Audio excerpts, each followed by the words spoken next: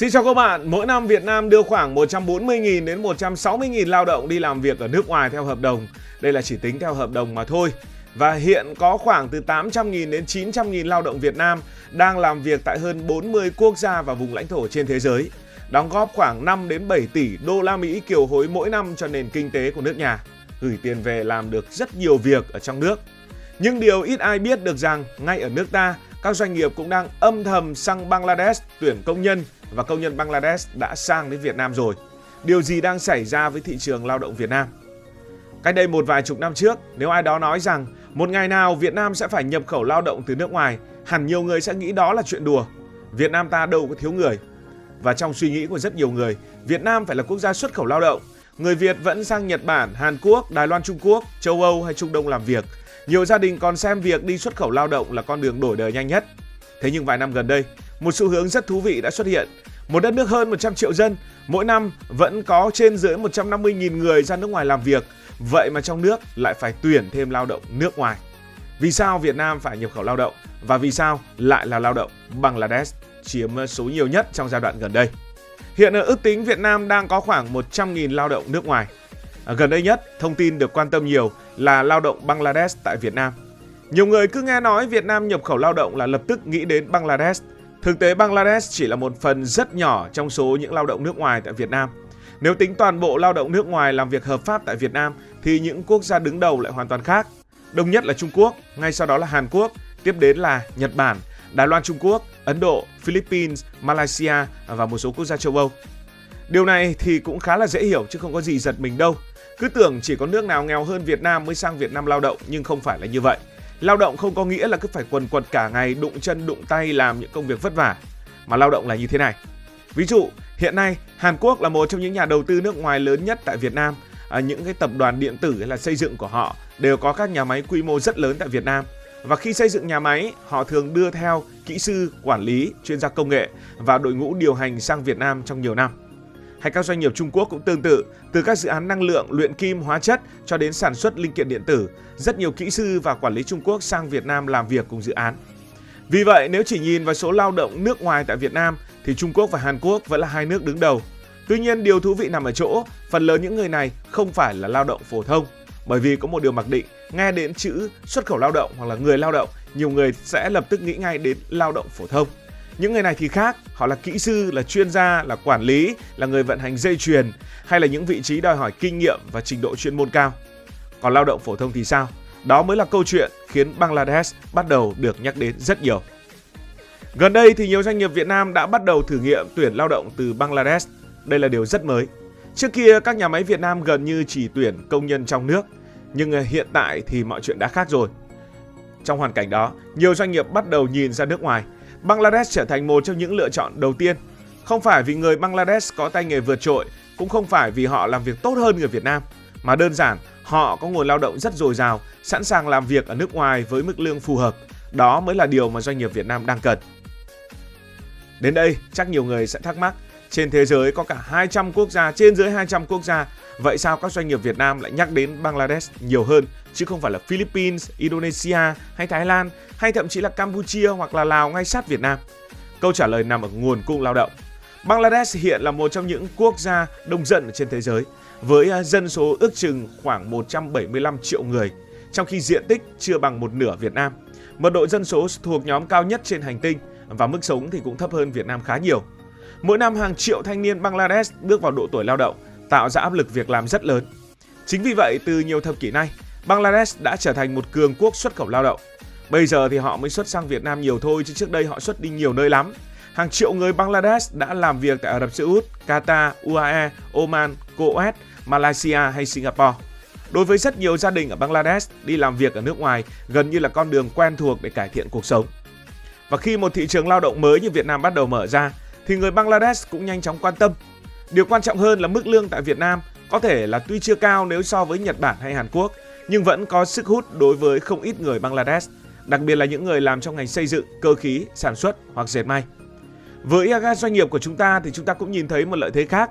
Người Bangladesh vốn đã quen với môi trường làm việc ở nước ngoài, quen sống tập thể, quen làm việc theo ca và quen với cường độ lao động trong các nhà máy. Điều đó giúp quá trình đào tạo ban đầu sẽ dễ dàng hơn. Tất nhiên, Điều này không có nghĩa là tất cả lao động Bangladesh đều đáp ứng được chất lượng cao. Cũng từng xảy ra những trường hợp người lao động bị môi giới lừa đảo sang Việt Nam bằng con đường không phù hợp hoặc không tìm được đúng công việc như cam kết. Những vụ việc này đã từng được cả phía Bangladesh và Việt Nam xử lý. Đồng thời hai bên đều siết chặt hơn việc tuyển dụng để hạn chế tình trạng môi giới bất hợp pháp. Và chúng ta cần phải hiểu bản chất là như thế này. Lao động nước ngoài sang Việt Nam hiện nay chủ yếu mang tính chất bổ sung chứ không phải là thay thế lao động Việt Nam. Đây cũng là lý do số người lao động nước ngoài tại Việt Nam vẫn còn khá khiêm tốn nếu so với quy mô lực lượng lao động trong nước. Thế nên bạn không phải lo đến chuyện lao động nước ngoài chiếm việc của người Việt Nam như nhiều người vẫn tưởng tượng. Thực tế ở nhiều doanh nghiệp lại ngược lại, họ tuyển mãi không đủ người Việt Nam nên mới phải tìm thêm nguồn nhân lực từ nước ngoài. Nhưng tại sao tuyển mãi mà lại không đủ người Việt Nam nhỉ? Nó cũng xuất phát là nhiều người trẻ Việt Nam không mặn mà với các công việc mà các công ty đang tuyển dụng. Một vài chục năm trước, làm công nhân ở các khu công nghiệp từng là mục tiêu của rất nhiều người trẻ. Nói thật ra là ngày xưa cũng ít việc, nhưng bây giờ thì mọi chuyện đã khác. Nên kinh tế phát triển kéo theo nhiều nghề mới xuất hiện.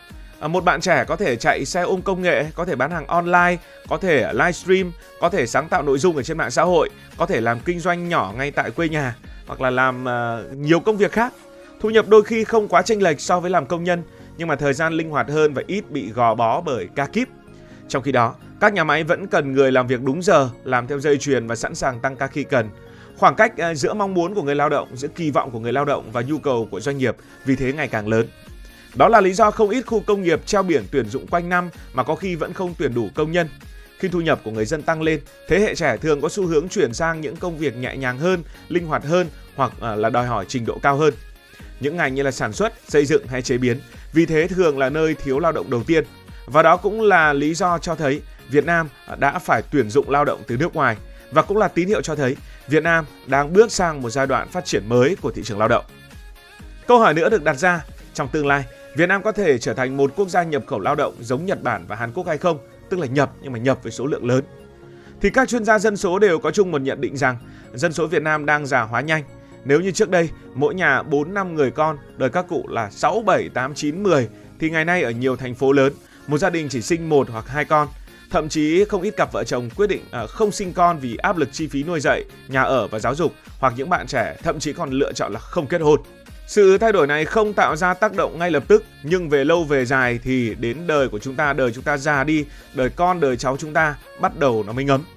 Việt Nam sẽ có nguy cơ bước vào một giai đoạn rất giống với Nhật Bản cách đây khoảng 3 đến 4 thập kỷ.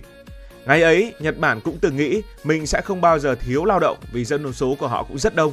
Nhưng rồi nền kinh tế phát triển quá nhanh, người dân học cao hơn, tỷ lệ sinh giảm, tuổi thọ tăng lên. Chỉ trong một thời gian không quá dài, hàng loạt ngành nghề từ xây dựng, nông nghiệp, điều dưỡng đến sản xuất đều rơi vào cảnh thiếu người. Thế là Nhật Bản phải nhập khẩu lao động ồ ạt. Hàn Quốc cũng trải qua câu chuyện tương tự như vậy. Cũng một giai đoạn mà họ nghĩ rằng mình không thiếu người nhưng cuối cùng vẫn phải nhập khẩu lao động. Và Singapore thì tất nhiên là như vậy.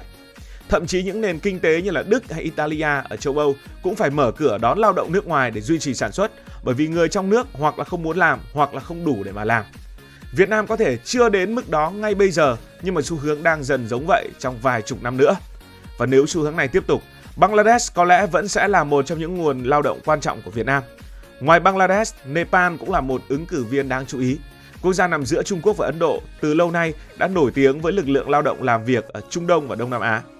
Ấn Độ cũng có thể trở thành nguồn nhân lực quan trọng, nhưng nhiều khả năng tập trung vào kỹ sư, công nghệ thông tin, dược phẩm và quản lý hơn là lao động phổ thông, tức là những người Ấn Độ thì thường có trình độ cao khi sang Việt Nam làm việc.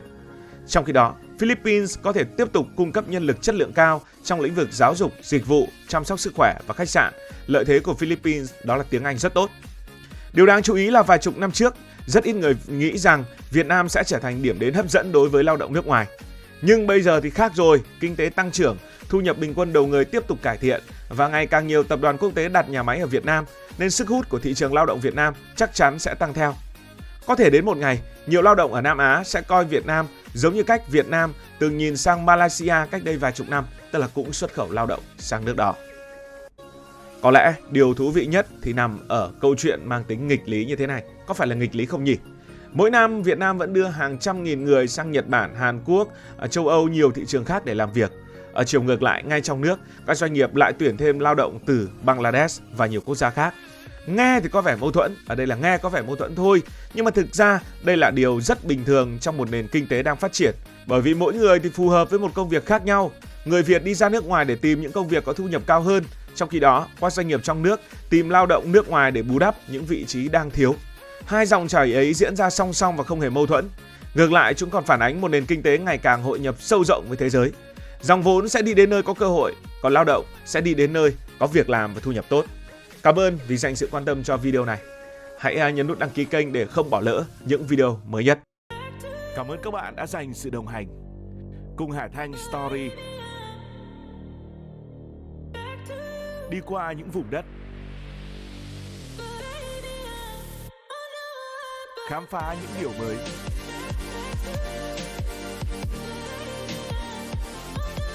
Đừng ngần ngại, hãy để lại những góp ý và xin được hẹn gặp lại.